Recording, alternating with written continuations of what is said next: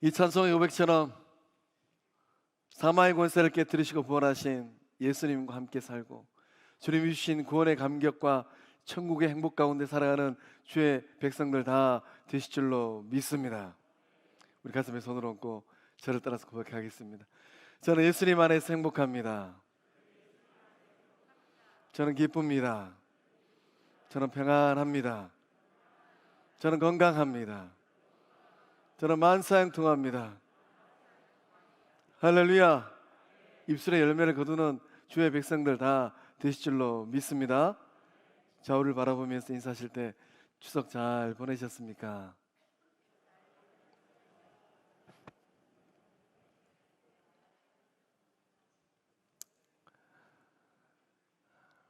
우리 영적 공동체가 예수님과 더불어서 놀라운 생명 역사를 이루어가는 건강한 주의 몸인 줄로 믿습니다.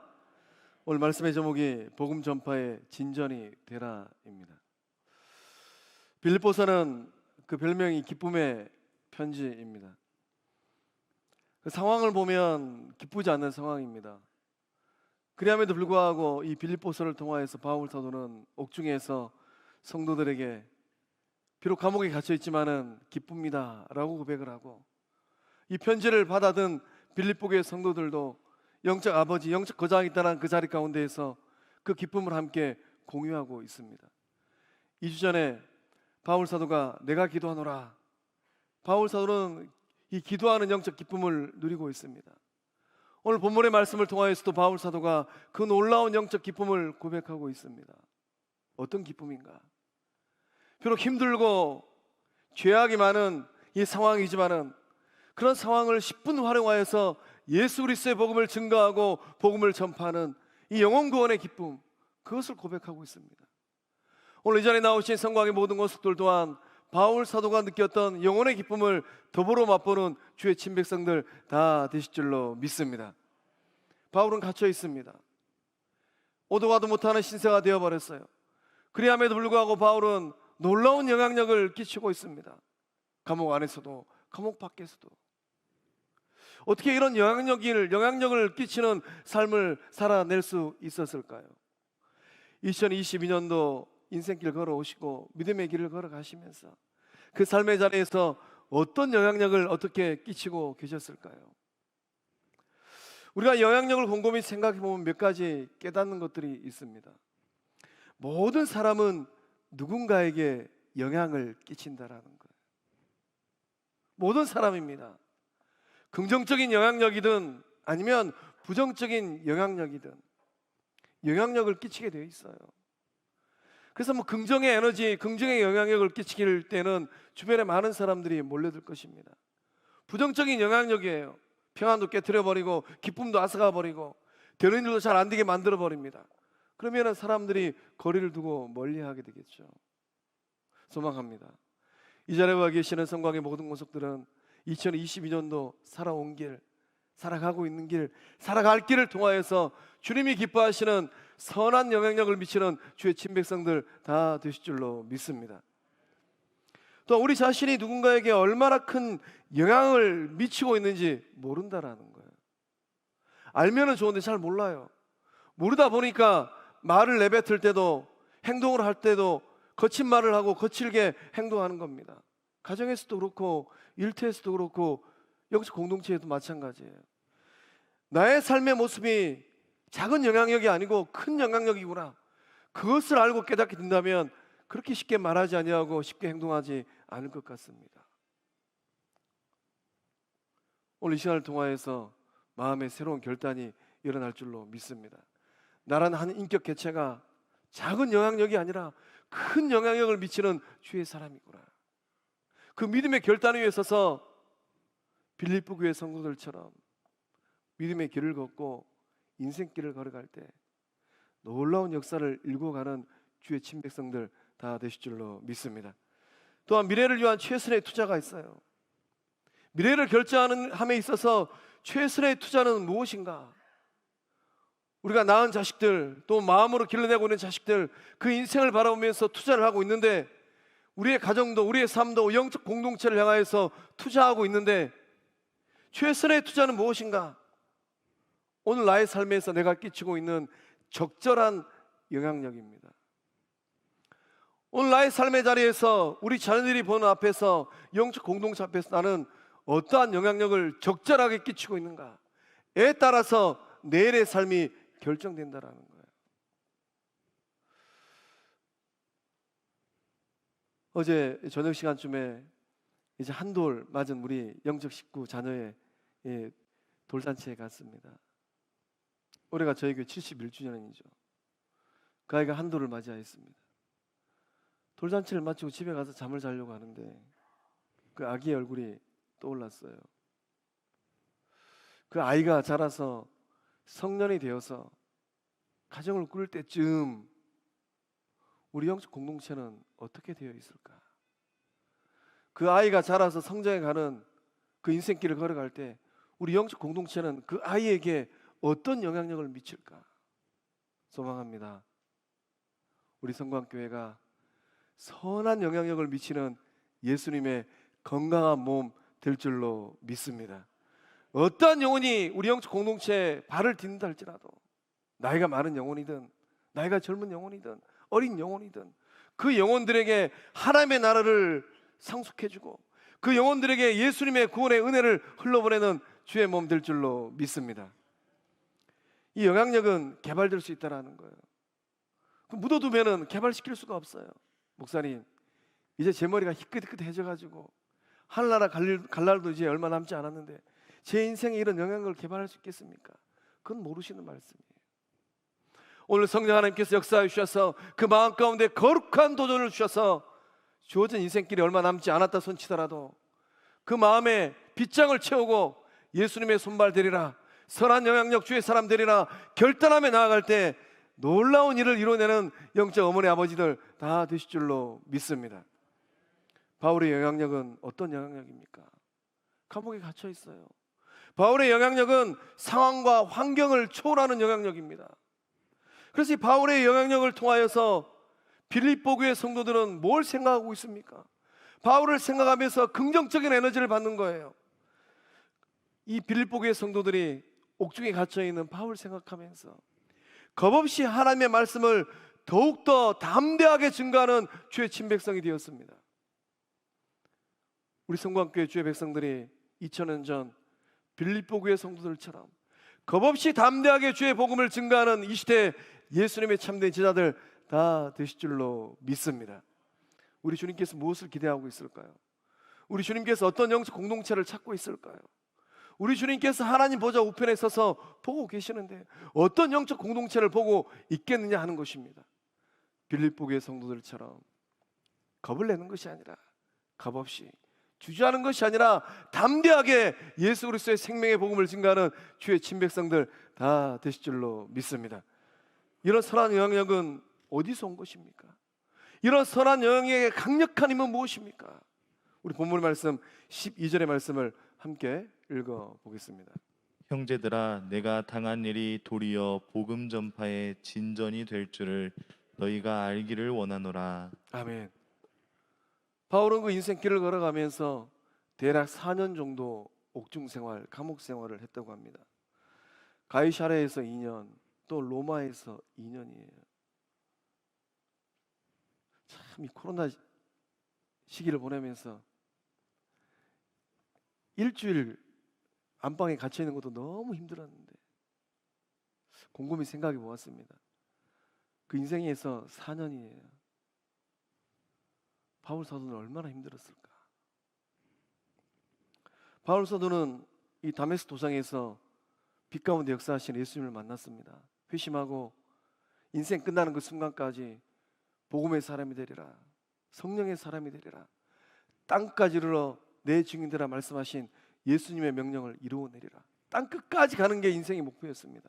복음 들고 배를 타고 바다를 건너고 육지를 건너서 땅 끝까지 주의 복음을 증거하리라. 바울의 인생은 순회 전도자 인생이었습니다. 1차 선교 여행을 가고 2차 선교 여행을 가고 3차 선교 여정을 걸었습니다.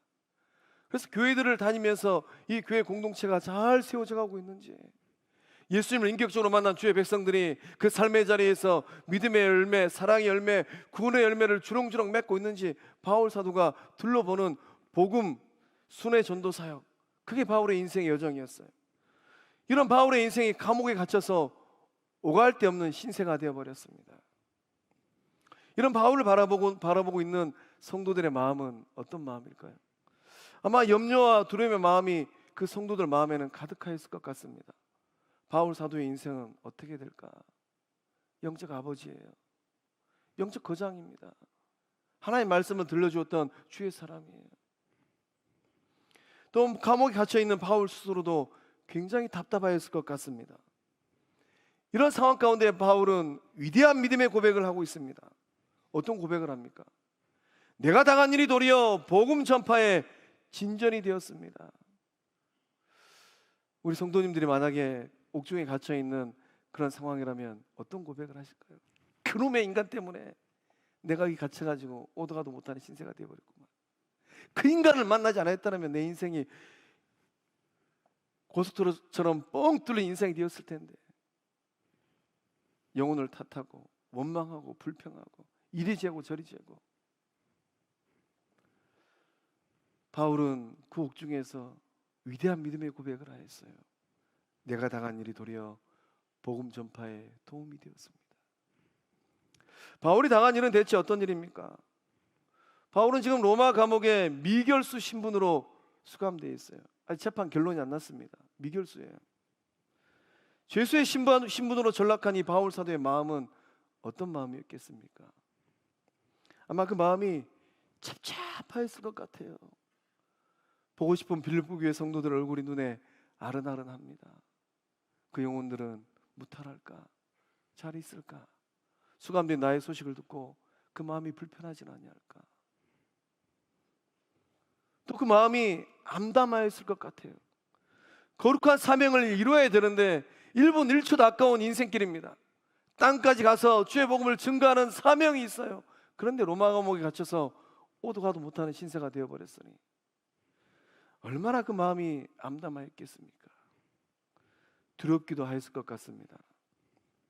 판결이 나면, 참수형이란 판결이 난다면 인생길 정리해야 되는데 그럼 내 인생은 어떻게 될까? 아마 그 마음이 죽음 앞에서 두렵기도 하였을 것 같습니다. 이 감옥 생활하는 바울은 매여 있습니다. 바울이 매여 있는 이 삶이 된 이유가 무엇입니까? 개인적인 범죄 때문인가요? 아닙니다. 오직 예수 그리스도의 일 때문이에요. 예수 그리스도의 복음을 전했기 때문에 지금 매여 있는 신세가 되어버렸습니다. 바울 사도는 어떻게 매여 있을까요? 사도행전 28장 20절의 말씀 보면 내가 이 사슬에 매인 바 되었노라라고 기록되어 있습니다. 사슬에 매여 있다고 합니다. 어떤 사슬일까요? 이 죄수의 손과 이 간수의 손을 하나로 묶는 쇠사슬이라고 합니다. 곰곰이 상상해 보면 이 쇠사슬로 바울의 손 하나 그리고 간수의 손 하나가 묶여 있습니다. 얼마나 답답했을까요? 이 바울은 이 가택연금을 당하고 있는 것입니다. 바울을 지키기 위해서 로마 병사들이 주야로 바울 곁을 지키고 있는 거예요. 쇠사슬에 묶인 채 도망가지 못하도록. 2년 동안 이 바울은 자신을 지키는 병사들에게 복음을 전했습니다. 이 얼마나 좋은 기회입니까? 이보다 더 좋은 기회가 어디 있겠습니까? 이 바울은 로마 병사들에게 어떻게 복음을 전하였을까요? 이보게, 자네 그 사실을 알고는 있는가? 나도 로마 사람이네만은 세상의 평화와 정의를 가져오는 분은 로마 황제 가이사 아구스토가 아니라네. 이 말을 딱 하니까 아마 이 바울의 말을 들었던 로마 병사들은 귀가 활짝 열렸을 것 같아요. 이게 웬 소리지? 로마 황제 가이사 아구스토가 팍스 로마나 세계의 평화를 유기하여서 그 길을 걷고 있는데 로마의 황제가 이 평화와 정의를 가져오지 않는다니 대체 웬 뚱딴이 같은 소리일까? 예수 그리스도께서 참된 평화와 정의를 이루신다네. 예수님 안에서 참된 평화를 누릴 수 있고 예수님 안에서 하나님 나라 백성이 된다네. 아마 이 복음을 들은 이 로마의 병사들, 그들은 어떤 생각을 했을까요? 그 마음에 어떠한 이 그림들이 그려졌을까요? 바울이 전하는 이 복음의 향기가 조금씩 퍼져나가기 시작했습니다. 말씀 보니까 시위대 안과 그 밖에 모든 사람들에게 복음이 전해졌다고 합니다. 대체 누구일까요? 시위대 안에 있는 로마의 군인들입니다. 로마의 병사들이에요. 바울을 지키고 있는 간수장이들. 그리고 그들의 가족들입니다. 더 넘어서서 황제의 친인척들이에요. 바울을 찾아오는 많은 방문객들에게 복음이 증거되었습니다. 바울은 어느 곳에 있든지 누구를 만나든지 예수 그리스도의 복음을 전하였습니다. 예수 향기를 날렸어요. 바울의 삶에서 예수님의 향기가 났습니다. 이렇게 붙잡혀 와서 구류되어 있다면 인상이 일그러지고 우울증에 걸리고 원망과 불평과 아마 세상 사람들이 하였던 욕짓거리를 밤낮으로 해적했을 텐데 아마 로마의 이 간수들도 군사들도 이상하게 생각했을 것 같습니다. 바울 안에는 무엇이 있길래 그 얼굴이 저렇게 기쁜 얼굴일까? 오늘 예배 자리에 나오신 우리 성도님들, 그 삶 속에서는 어떤 향기가 나고 있을까요? 우리 영적 공동체는 지역사회와 또 여수에 있는 많은 교회들을 향하여서 어떤 향기를 나타내고 있을까요? 삶의 자리이든 일터이든 영적 공동체에서든 예수 향기가 나는 예수님의 꽃들인 줄로 믿습니다. 그 정확한 정체성을 가지고 나는 누구인가? 나는 예수님의 꽃이구나. 나는 예수 향기를 나타내는 예수님의 환한 꽃이구나. 그 정체성을 가지고 믿음의 길을 걷고 인생길을 걷고 있는 줄로 믿습니다. 지난 주일날 추석을 맞이하여서 저희 고향집 대문 옆에 큼지막한 대추나무 한 그루 있다라고 말씀드렸어요. 이번에 또 추석을 맞이하여서 고향집에 가서 대추나무에 대추가 얼마나 열려 있을까 기대를 하고 갔습니다. 제법 큰 대추나무예요. 1번 대추나무에 작년처럼 대추가 주렁주렁 열렸다. 2번 대추나무가 텅 비어버렸다. 몇 번입니까? 1번? 2번? 제가 깜짝 놀래버렸어요. 작년에는 가지가 찢을 정도로 대추가 주렁주렁 열렸는데 올해는 눈을 찢고 찾아봐도 대추가 없어요. 아, 이게 웬일인가? 주님 오실 날이 됐는가? 그래서 제가 형님에게 여쭤봤습니다. 형님, 왜 대추나무에 대추가 없습니까? 저 형님께서 말씀하시기를 올해는 벌레 먹지 않은 대추 열매를 좀 따고 싶어가지고 꽃이 피는 봄날 대추나무에 약을 쳤는데 약을 너무 세게 쳐버렸다는 거예요. 대추꽃이 이 센 약에 그만 다 떨어져 버린 거예요. 그러니까 이 꽃이 떨어지니까 열매는 없고 잎사귀만 무성한 거예요. 제가 하나 깨달았습니다. 아, 그렇구나. 꽃이 피어야지 열매를 맺는구나. 소망합니다. 이 자리에 와 계신 성곽의 모든 권속들, 우리 주님이 찾고 있는 그 생명력을 갖고 있는 예수님의 꽃들인 줄로 믿습니다. 바울의 인생은 도리어 인생입니다. 성도님들의 인생도 도리어 인생이에요. 예수님을 만난 복음 안에 있는, 말씀 안에 있는 하나님의 섭리 가운데 있는 구원받은 주의 백성들의 인생은 도리어 인생입니다. 화가 변화해서 도리어 복이 되었습니다. 고난이 변화해서 도리어 축복이 되었어요. 감옥에 갇힌 것이 도리어 복음 전파에 도움이 되었습니다.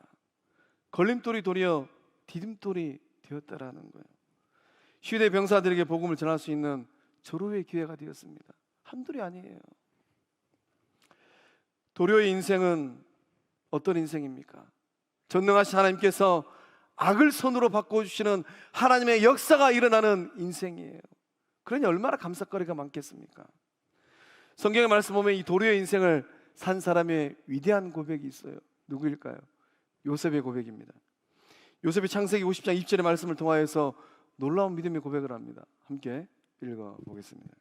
당신들은 나를 해하려 하였으나 하나님은 그것을 선으로 바꾸사 오늘과 같이 많은 백성의 생명을 구원하게 하시려 하셨나니 아멘. 요셉의 인생뿐이겠습니까?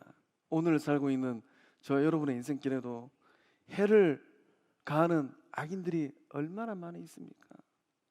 정신 바짝 차리지 아니하면 도장 잘못 찍었다가 어려움 당하는 일이 한둘이 아니에요. 그 해를 당하여서 제가 종종 말씀드리잖아요. 저희 넷째 형님은 인생이 끝날 뻔했어요. 그럼 하나님은 어떤 일을 하십니까?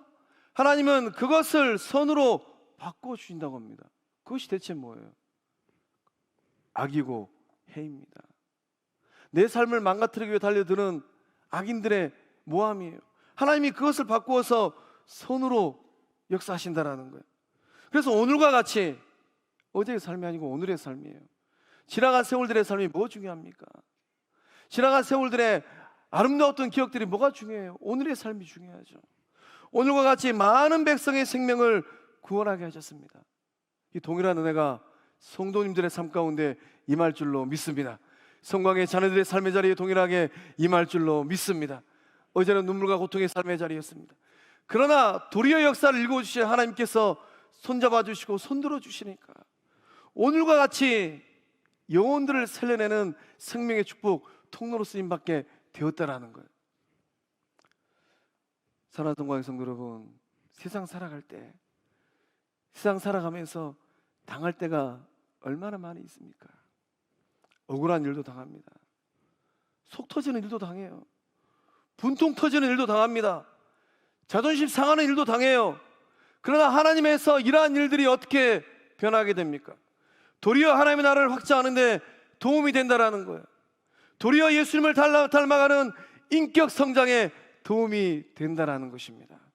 도리어 선한 영향을 미치는 계기가 되고 발판이 된다라는 것입니다.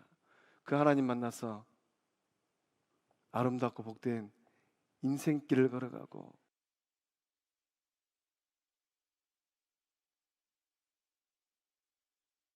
마이크 좀 키워주세요. 감사합니다. 이 복음 전파의 이 진전이 되는 선한 영향은 대체 어디서 어떻게 오는 것이겠습니까? 우리 14절의 말씀 또한 함께 읽어보겠습니다. 형제 중 다수가 나의 매임으로 말미암아 주 안에서 신뢰함으로 겁없이 하나님의 말씀을 더욱 담대히 전하게 되었느니라. 아멘. 이 선한 영향력은 어디서 오는 것인가? 말씀 이렇게 기록되어 있습니다. 나의 매임으로 말미암아 주 안에서 신뢰하였다라고 합니다. 바울은 감옥에 갇혀 있는데 빌립보 교회 성도들은 예수님 안에서 신뢰한다라고 고백하고 있어요. 이 신뢰한다라는 말의 의미는 무엇이겠습니까? 이 신뢰한다라는 말의 의미는 확신한다, 용기를 얻는다라는 뜻입니다. 이 바울의 투옥 사건 때문에 주 안에 있는 성도들이 용기를 얻게 되었다라는 것입니다. 아이러니합니다. 바울은 지금 고통을 당하고 있는데 바울은 그 인생길을 가만히 보면은 행복한 게 아니잖아요. 불행한 삶의 자리잖아요.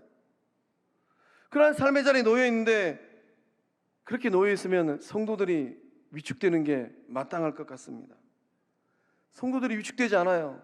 영적 아버지가 감옥에 있고 영적 거장이 감옥에 갇혀서 오도 가도 못한 신세가 되었으니까 마음이 위축되어서 이제는 어떻게 할까?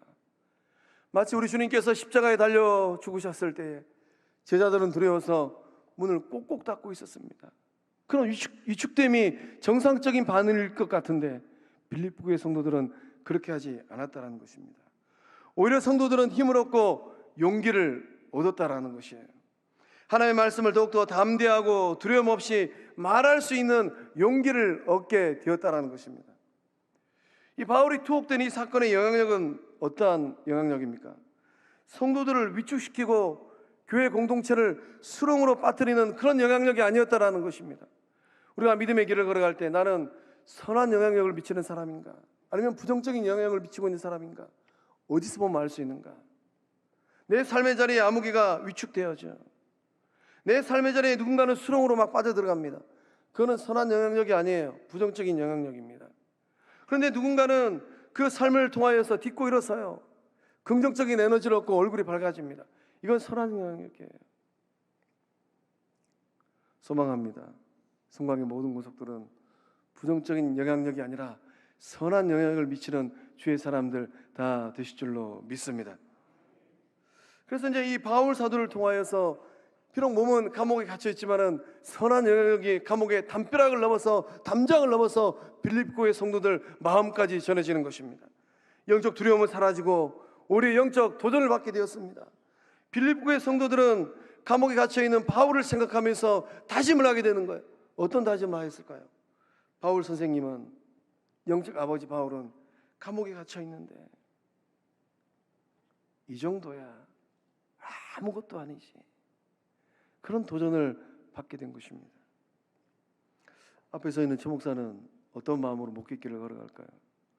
저도 목회정을 걸어가면서 불구덩이도 많이 들어가 보고 늪에도 많이 빠져봤습니다. 한 가지 깨달은 게 있어요. 예수님은 십자가도 지셨는데 이 정도야 아무것도 아니지. 한국교회를 세우기 위하여서 신사참배를 거부하였던 주기철 목사님은 믿음을 지키기 위하여서 주님을 부인하지 않기 위하여서 목길도 걸어가셨는데 이 정도쯤이야 아무것도 아니지. 매일 새벽마다 사택에서 교회를 올 때 손양호 목사님 돌아가신 그곳을 지나옵니다. 손양호 목사님은 두 아들도 잃고 총살 당하셔서 하나님 나라 가셨는데 이 정도는 아무것도 아니지. 우리 성도님들은 어떤 생각과 마음으로 믿음의 길을 걷고 영적 공동체를 지키고 계실까요? 어떠한 마음으로 인생길을 걸어가면서 그 삶의 자리에 하나님이 주신 거룩한 영적 직분을 감당하고 있을까요? 예측하지 못하였던 이런 일들이, 저런 일들이 막 생깁니다. 마음이 막 그냥 양은 냄비처럼 식었다 끓었다 해요. 내 삶의 여정이 그러한 삶의 자리에 놓여 있구나 라고 생각하신다면 하나님이 아직도 나를 연단시키고 있구나. 그러나 이런저런 일들이 일어나도 그 마음이 견고합니다. 예수님 생각하면서. 말씀드린 주기철 목사님, 손양호 목사님, 그런 분들 생각하면서 믿음의 자리를 지켜내요. 어떤 말을 들어도 내 마음이 불편해도 예수님 생각하면 이 정도는 아무것도 아니지. 속이 상할 때도 있고 마음이 상할 때도 있고 자존심이 뭉개질 때도 있어요. 그때 세상 바라보는 것이 아니라 예수님 생각하는 주의 친백성들 다 되실 줄로 믿습니다. 예수님의 뒤를 따라갔던 바울을 생각하고 한국교회를 세우기 위해서 그 몸을 목길 위에 내어주셨던 주기철 목사님, 함께하였던 믿음의 사람들, 6.25 동란 때 주를 부인하지 않기 위해서 그 총 앞에서 두려워하지 않았던 손양호 목사님, 주의 백성들, 우리 가까이 있잖아요.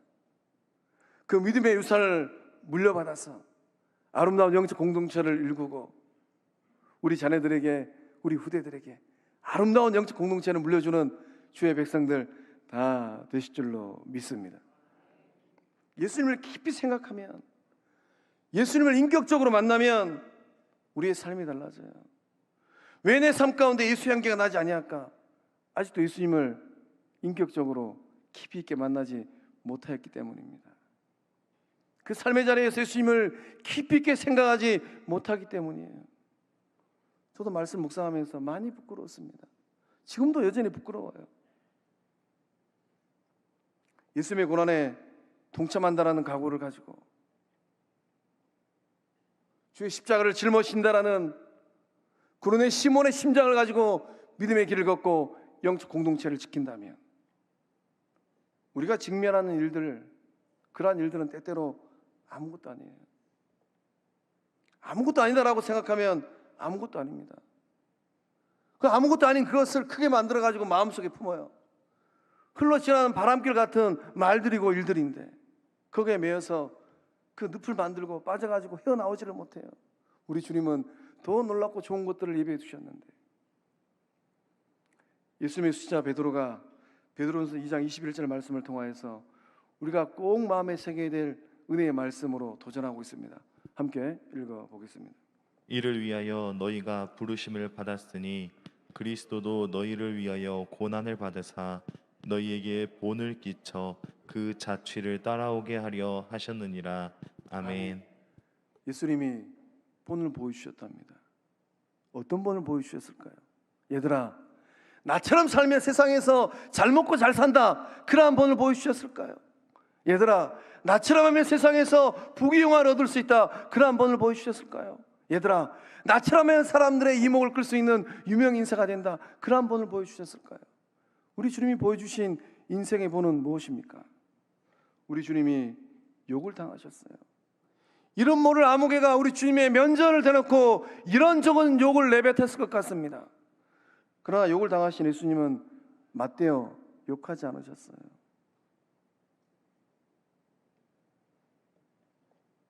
우리 주님이 고난을 당하셨습니다. 그러나 우리 주님은 내가 당한 만큼 갚아줘야지, 위협하지 않으셨어요. 우리 주님은 공의로 심판하실 그 하나님 앞에, 전능하신 하나님 앞에 부탁했습니다. 그리고 친히 나무에 달리셔서 그 몸을 내어주시고 저와 여러분의 죄를 담당하셨어요. 그 본을 보여주셨습니다. 그 길을 따라오라라는 거예요. 그 자취를 걸어가라라는 것입니다. 사랑하는 성광 성도 여러분, 여러분을 구원하기 위해서 그 길을 걸어가신 예수님의 뒤를 잘 따라가는 주의 제자들 다 되실 줄로 믿습니다. 예수님의 본을 따라서 사적인 삶의 자리를 지켜내고, 가정을 지켜내고, 일터를 지켜내고, 영적 공동체를 지켜낼 때 놀라운 생명군의 역사함들 임할 줄로 믿습니다. 이 선한 영역이 맺는 이 열매는 무엇이겠습니까? 16절과 17절의 말씀을 함께 읽어보겠습니다.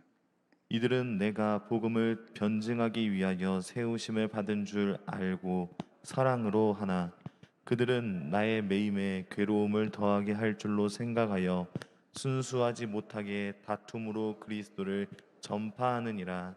아멘. 빌립보 교회 성도들, 그 성도들은 두 부류의 성도들이었던 것 같습니다. 바울의 투석 소식을 듣고 성도들이 보인 반응이 상반된 두 반응이었습니다. 첫 번째 부류의 성도들은 누구입니까? 시기심과 경쟁심으로 가득한 마음을 갖고 있는 성도들입니다. 이들은 바울을 더 괴롭게 하기 위해서 복음을 전하였다고 합니다. 어떤 마음이었을까요? 어떤 심보였을까요? 바울, 너 없어도 우리가 잘하잖아. 이제 바울이 감옥에 갇혔으니까 바울이 설치는 꼴은 이제 안 볼 수 있겠네. 바울, 너 아니어도 우리가 잘 해낼 수 있어. 이런 마음을 갖고 있는 사람들, 경쟁적이고 당파적인 생각을 버리지 못한 주의 사람들, 교회 안에서 파워게임을 하였던 성도들이었던 것 같습니다. 교회 안에서 힘겨루기를 하는 거예요. 누가 키가 더 큰가 도토리 키재기 하는 거예요. 이렇게 영적 공동체 안에서 힘겨루기 하는 성도들은 가장 미련한 성도들이에요. 교회 안에서 힘자랑을 하면 어떻게 됩니까? 하나님 나라가 망하는 거예요. 가정 안에서 마찬가지 않습니까? 어머니 아버지가 참 쉽지 않은 인생길을 걸어가면서 때때로는 부부싸움 할 때도 있어요. 그런데 자녀들 눈에 어머니 아버지가 힘겨루기를 하는데 일주일이 가도 2주일이 가도 3주일이 가도 힘겨루기를 하고 있어요. 그럼 그 자녀들 마음은 어떤 마음이겠습니까? 그 마음에 멍이 생기는 거예요. 둘 중에 하나는 져야 되잖아요. 아내가 지든 남편이 지든 져야지만이 그 가정에 평화가 임하잖아요. 힘겨루기 하면, 힘자랑하면 나도 살고 너도 살려내지 못합니다. 도토리 기재기 하면 나도 죽고 너도 죽고 공동체를 죽여버려요. 두 번째 부류의 성도들은 누구입니까? 두 번째 부류의 성도들은 선한 의도를 가진 성도들이에요. 우리 성광의 영적 권속들인 줄로 믿습니다. 이들은 사랑으로 복음을 전했다고 합니다. 어떤 마음일까요? 바울이 있었더라면, 영적 아버지 바울이 함께하였더라면 더 잘 되었을 텐데, 바울이 없는 자리가 너무 허전하네. 바울이 보고 싶고 그립네. 바울은 무탈하게 잘 있을까? 바울이 없는 이 삶의 자리에서 우리가 마음을 합쳐서 바울의 몫까지 더욱더 열심히 잘 해봅시다. 이들은 바울의 속마음을 이해하였습니다. 이들은 바울의 열정에 동참하였어요. 이들은 바울의 고난에 함께하는 성도들이었습니다. 저도 담임 목사가 돼 보니까 알 것 같아요. 담임 목사가 돼 보니까 우리 부목사들과 함께 영적 공동체를 일구고 가고 있는데, 참 서울에서 영적 훈련시켰던 서울 목사님의 그 속을 알 것 같아요.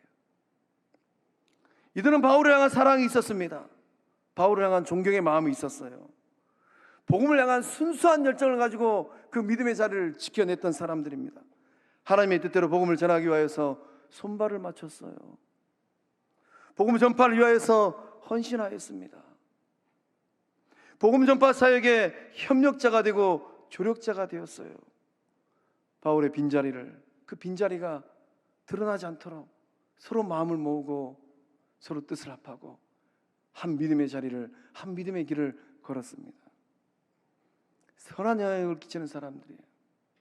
착한 뜻을 가지고 복음 전파 사역에 동참하는 사람들의 특징이 있습니다. 어떤 특징일까요? 사랑이 많다라는 거예요. 그 마음속에서 우러나오는 사랑이 있습니다. 우리고 또 우려도 나오는 사랑이 있어요. 어머니의 따뜻한 사랑의 손길처럼 그 손길을 가지고 복음을 전합니다. 그래서 본문 말씀에 사랑으로라고 기록되어 있어요. 사랑으로. 원문을 보면 아가페스라는 단어로 기록되어 있습니다. 이 사랑은 아가페의 사랑이에요. 희생적인 사랑입니다. 아까워하지 않아요. 헌신적인 사랑입니다. 수고를 마다하지 않습니다. 이타적인 사랑이에요. 나 중심이 아니라 너 중심입니다. 나의 유익이 아니라 너의 유익함이에요. 나를 살려내기 위해서 너를 죽이는 것이 아니라 너를 살려내기 위해서 나를 죽입니다. 아가페의 사랑이 있는 분들, 그분들의 얼굴에서 예수님의 얼굴을 봅니다.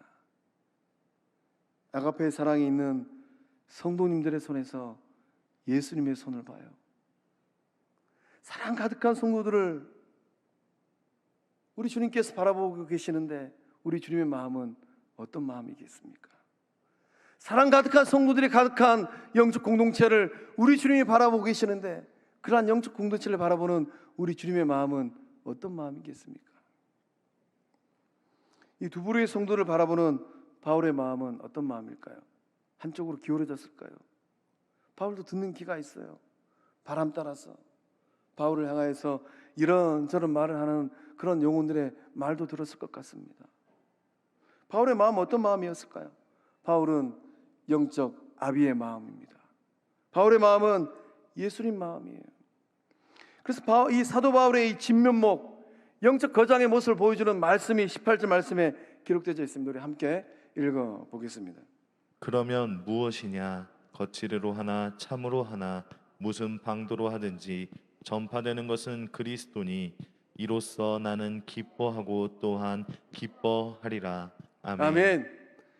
이로써 나는 기뻐하고 또한 기뻐하리라. 바울과 마음을 같이 하는 성도들이든 바울과 마음을 같이 하지 않는 성도들이든 바울이 기뻐하는 것은 무엇입니까? 전파되는 것은 그리스도니. 바울의 마음에는 오직 하나밖에 없습니다. 바울의 관심은 오직 하나입니다. 그리스도의 복음이 전파되는 것입니다. 동기가 순수한 사람들이든 순수하지 못한 사람들이든 상관없습니다. 괜찮아요. 예수 그리스도의 복음이 증거되어지고 하나님 나라가 확장된다면 감옥 안에 갇혀있는 바울 그 자존심이 좀 뭉개져도 괜찮다라는 것입니다. 바울은 자신을 비방하는 사람들을 통해서 복음이 증거되는 것, 그거 바라보고 기뻐했어요.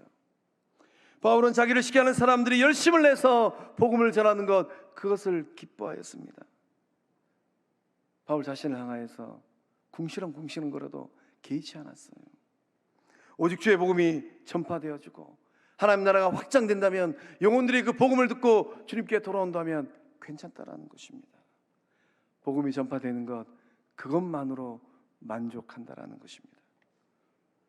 복음 중심적인 성숙한 신앙의 모습, 바울의 모습 속에서 발견하게 됩니다.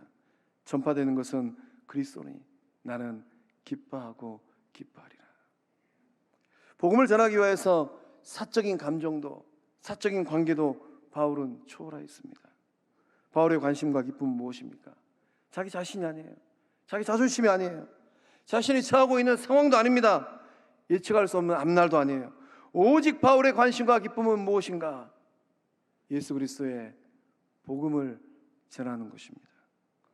사랑하는 성광의 성도 여러분, 여러분의 관심은 무엇일까요? 여러분의 기쁨은 무엇입니까? 남은 인생을 어디에 쓰실 작정입니까? 오직 예수 그리스도의 복음을 전파하고 증거하는 예수 그리스도의 참된 제자들 되실 줄로 믿습니다. 기도하시겠습니다. 구원의 하나님, 예수 그리스도 십자가의 대속으로 죄로 말미암아 영원히 죽을 수밖에 없는 저희들을 죄와 사망의 늪에서 건져주시고 구원하여 주심에 감사함을 드립니다. 때때로 삶의 자리에서 뜻하지 않는 어려움과 역경을 맞이하기도 합니다. 그러할 때마다 도우시고 악을 손으로 바꿔주시는 하나님 만나게 하시니 감사함을 드립니다. 빛처럼 소금처럼 영향력 있는 삶을 살라라고 주님 말씀하셨습니다. 좋으신 하나님, 빛과 같은 삶이 되게 하시고 소금과 같은 만나는 삶이 되게 하여 주시옵소서. 복음의 향기 되게 하여 주시며 예수 소망 되게 하여 주시옵소서. 빌립보 교회 성도들처럼 겁없이 더욱 담대하게 복음을 전파하는 우리 성광교회 되게 하여 주시옵소서. 사랑으로 한마음 되고 사랑으로 합력하여 영혼을 살려내고 교회를 경고케 하는 영적 공동체 되게 하여 주시옵소서. 예수님 마음으로 살게 하여 주옵소서. 예수님의 본을 따라가는 주의 참된 제자들 되게 하여 주시옵소서. 역사하심을 믿사옵고 생명 되신 예수님의 이름으로 기도하옵나이다. 아멘.